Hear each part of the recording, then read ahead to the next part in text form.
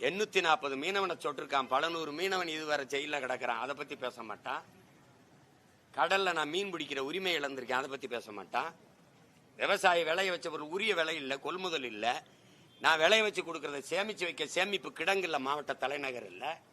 டாஸ்மார்க் சரக்கை எப்படி வச்சு பாதுகாக்கிறாங்க? என் ஆத்தாள பண்ணு விளைய வச்சு கொடுக்குற வெங்காயம், அரிசி பருப்பு, வெண்டைக்காய், சொந்த கம்பு, கேழ்வரகு இதை எப்படி பாதுகாக்கிறான்னு ஒரு தடவை பாருங்க.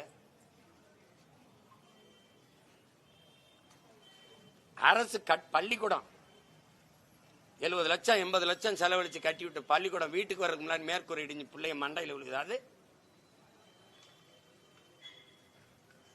இதெல்லாம் ஒரு திட்டம், இது ஒரு ஆட்சி முறை. எதற்காக பிஜேபி சாமி கும்பிடுறது?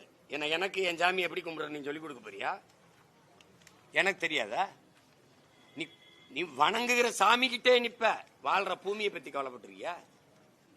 எனக்கு கும்பிட 1 கோடி சாமி இருக்கு, வாழ ஒரே ஒரு பூமி தான் இருக்கு. அதை பத்தி இந்த கட்சி ஆட்சிகள் கவலைப்படுமா?